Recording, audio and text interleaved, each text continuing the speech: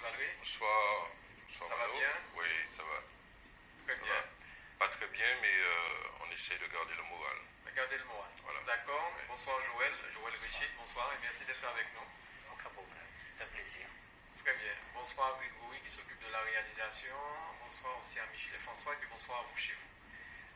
Merci de votre participation. Vous allez pouvoir faire le 05 96 71 27 07 ou encore le 71 27 08 si vous souhaitez poser des questions, porter des témoignages ou encore intervenir sur ce qui va être dit à l'antenne ce soir sur cette télévision. Vous avez dû voir en début de soirée que nous avons diffusé des images. Nous sommes allés du côté de la Fédération adventiste du 7e jour, c'est du côté de Shelcher, où Ralph Valéry, qui est avec nous ce soir sur le plateau, se trouvait enchaîné sur le portail de cet édifice. Il va nous expliquer ce soir pourquoi il a fait ce geste, qu'est-ce qu'il attend de la population martiniquaise, mais qu'est-ce qu'il attend aussi de la Fédération des adventistes du 7e jour, et puis nous expliquer la souffrance qu'il a en lui depuis un certain nombre de temps, depuis 99, comment ça a commencé. Ça a commencé en fin 99. Alors, qu'est-ce qui s'est passé pour que les téléspectateurs puissent fin 99, 2008, c'est très long.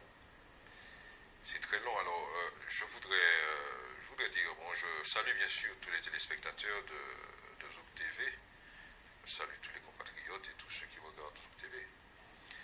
Je voudrais dire tout d'abord que je remercie aussi Joël qui me soutient, qui est un ami et surtout un parent d'élève. Je dois tout d'abord dire qu'il ne s'agit pas pour moi ce soir ici de faire de l'anti-adventisme de quelque manière que ce soit, puisque de par mes positions personnelles, je mets toutes les formations religieuses sur le même plan et je crois que chacun a le droit d'avoir ses croyances. Et donc, je respecte tous les croyants et les formations auxquelles ils appartiennent. Personnellement, je suis de souche adventiste. Je dirais que, comme Obélix, je ne bois plus la potion puisque je suis tombé dedans quand j'étais petit. Donc, c'est un milieu que je connais très bien. Mon père n'était pas adventiste du 7e jour. Ma mère, qui était une catholique pieuse, est devenue ensuite adventiste plus tard. Et donc, ensuite, après avoir été une enseignante, est devenue une assistante pastorale bien connue, puisqu'elle a aussi donné des conférences sur Radio Espérance pendant une dizaine d'années, en dépit de la maturité, du grand âge, mais une femme d'une très grande vigueur, à qui je rends hommage ce soir d'ailleurs. Je dois dire aussi que je suis le frère d'une pléthore de deux pasteurs. Il y en a un encore qui est un pasteur de l'église adventiste. L'autre l'est encore, je crois, du point de vue des principes, puisqu'il a sa lettre de créance, mais enfin, il a subi quelques péripéties aussi, et donc très difficiles. Et donc, il s'est retiré de par la densité de la pression qu'il a subie. Mais je ne vais pas parler pour lui ce soir, je vais parler de mon cas, mais pour placer un petit peu les choses dans leur contexte.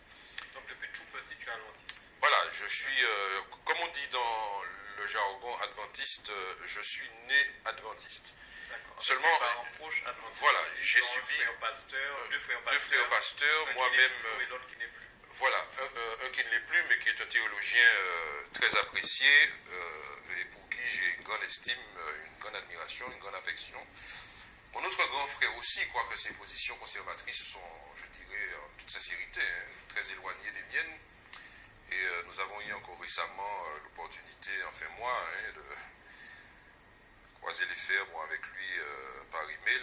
Et donc nous avons des positions très divergentes en dépit du fait que j'apprécie l'homme pour ses qualités et pour sa spiritualité. On peut dire que c'est un vrai chrétien, mais dont les positions sont très éloignées des miennes, pour être sincère. Et donc, bien sûr, sans doute, influencé par mes grands frères et une ambiance, un climat du milieu, n'est-ce pas? Après avoir mené une adolescence festive et je ne dirais pas, même pas bon, hédoniste, hein, parce que moi je suis un bon vivant, un monsieur, dit-on, assez complexe, hein, un bon vivant, en même temps quelqu'un qui aime la réflexion, qui aime les amis, un homme libre, mais en même temps un homme d'une grande sensibilité, très soucieux des autres.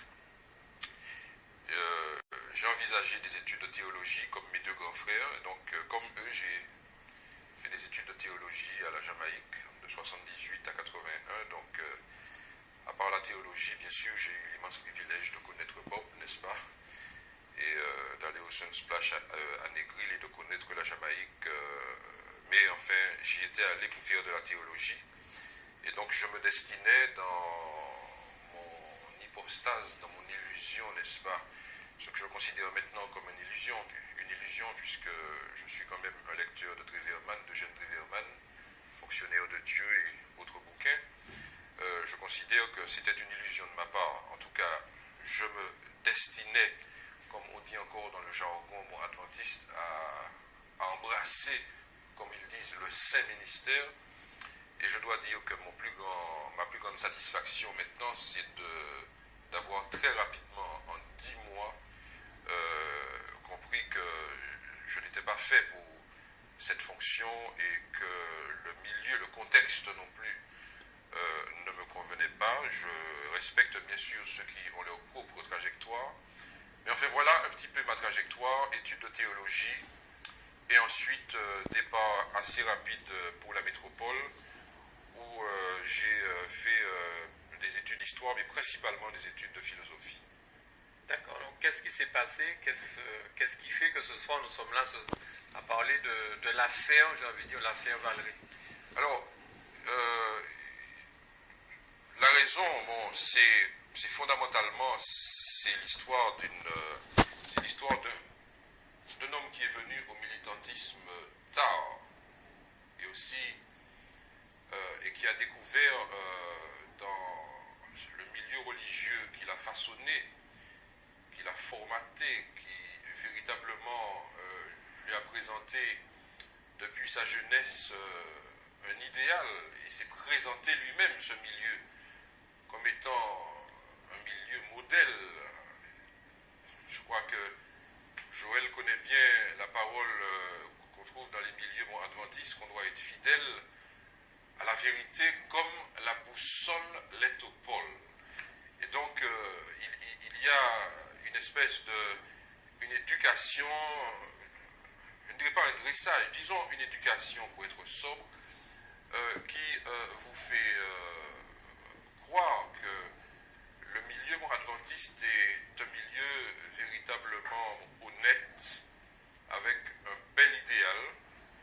Et quand on a vécu, quand on a grandi dans ce milieu sans véritablement avoir de fenêtre sur l'extérieur, car j'ai dû réaliser qu'en dépit du fait que j'ai fréquenté le CRS Ouénan pendant 2 ans, ensuite le lycée Schellcher, les autres percevaient toujours, de par mon absence systématique le samedi, que j'étais un adventiste du 7e jour. Mais bien sûr, l'expression à l'époque, c'était Valery, adventiste monastique. Bon, je trouvais ça, à l'époque,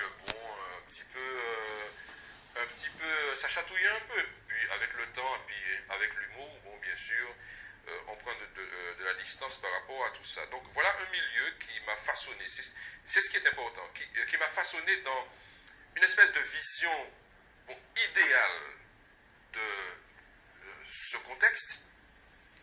Et puis, quand j'ai grandi, quand je suis devenu un homme dans la maturité de la réflexion, de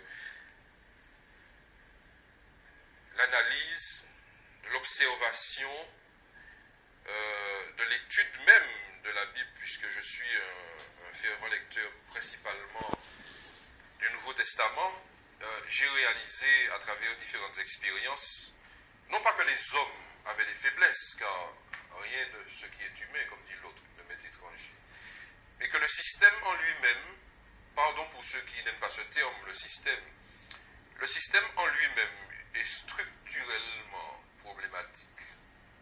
Il est structurellement problématique et il y a un certain nombre de pratiques qui marquent cette organisation religieuse.